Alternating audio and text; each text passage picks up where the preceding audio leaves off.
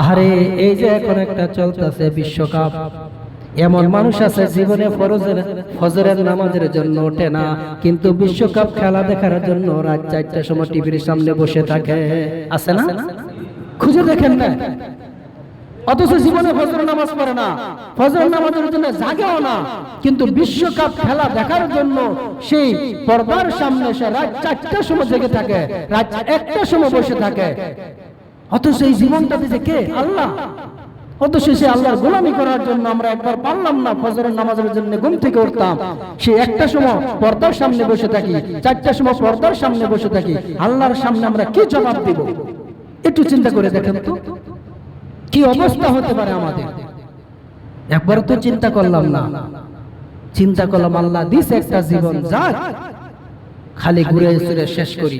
আবার হযরত আব্দুল্লাহ ইবনে মাসউদ নবী করিম সাল্লাল্লাহু আলাইহি সাল্লাম থেকে ইরশাদ করেন, তিনি বলেন, আমার নবী আমার রাসূল সাল্লাল্লাহু আলাইহি সাল্লাম বলেছেন, লা তাজুলু কদমা ইবনে আদম ইয়াওমাল কিয়ামাতি মিন ইনদি রাব্বিহ হাত্তা ইউসআলা আন খামস। আমার রাসূল উম্মতদেরকে বলেন, ও আমার উম্মতেরা, কিয়ামতের দিবস যেদিন শুরু হয়ে যাবে, কিয়ামতের মাঠ যেদিন শুরু হয়ে যাবে রে আমার উম্মত, যেই কিয়ামতের মাঠে সকল উম্মতকে দাঁড়াতে হবে, আমার আল্লাহ তাআলা সেদিন প্রত্যেক উম্মতকে কিয়ামতের ময়দানে আল্লাহ তাআলার সামনে দাঁড় করাবেন। আমার রাসূল বলেন, সেই কিয়ামতের দিবসে 5টি প্রশ্নের জবাবদিহির আগ পর্যন্ত আদম সন্তানের একটি পা আল্লাহ তাআলার সামনে থেকে এক চুল পরিমাণও সরাতে পারবে না। দুনিয়ার জমিনে আমরা হয়তো অনেক সময় বিচারের সম্মুখীন হলে ক্ষমতার জোরে হোক, শরীরের জোরে হোক, গাউরামি কইরা হোক, একটু আমরা নড়াচড়া করতে পারি, এরপর হতে পারি, উঠে যাবার ক্ষমতা থাকে।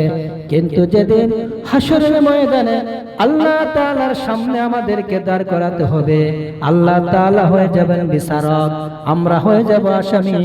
সেদিন আল্লাহর রাসূল বলেন, 5টি প্রশ্নের জবাব দেওয়ার আগ পর্যন্ত আল্লাহ তাআলার কোনো বান্দা বনি আদম আল্লাহ তাআলার সামনে থেকে এক চুল পরিমাণও তারা তাদের পাটা সরাতে পারবে না। 1 নম্বর প্রশ্ন, আল্লাহ তাআলা তার বান্দা কি করবেন? আন উমরিহি ফিমা আফনা। হাসরের ময়দানে একটু আমরা দাঁড়িয়ে থাকবো আল্লাহ তাআলার দরবারে। আল্লাহ তাআলা তার বান্দাকে ডাক দিয়া বলবেন, ও বান্দা, আমি যে আল্লাহ তাআলা তোমাকে একটা হায়াত দিয়েছিলাম দুনিয়ার জমিনে, এই হায়াতের জীবনটা তুমি কিভাবে অতিবাহিত করেছো? কি হায়াত আমাদের দেয় নাই? অবন্ধ হায়াত মূলত কতগুলো মুহূর্তের সমষ্টি। বিন্দু বিন্দু জলকণা যেমন জমতে জমতে সাগর সৃষ্টি করতে পারে, ঠিক তেমনি ভাবে একটা মুহূর্ত গড়তে গড়তে 60, 70, 80 বছরের জীবন তৈরি করতে পারে, ঠিক কিনা? এই যে আল্লাহ তাআলা আমাদেরকে একটা জীবন দিলেন, সেটা 40 বছর হোক, 30 বছর হোক, 60 বছর হোক, 100 বছর হোক, এই যে আল্লাহ তাআলা একটা জীবন দিলেন, কিয়ামতের ময়দানে আমার আল্লাহ তাআলা তার বান্দাদেরকে জিজ্ঞেস করবেন, বান্দা, এই যে আমি 60, 70, 80 বছর একটা জীবন দিয়েছিলাম, বান্দা এই জীবনটা তুমি কিভাবে অতিবাহিত করেছো? আজকে জবাব দিয়ে তারপরে তুমি এখান থেকে কদম দিবা। আরে কি অবস্থা হয়ে যাবে! অথচ আমরা সেই হায়াতের জীবনটা কিভাবে অতিবাহিত করতেছি।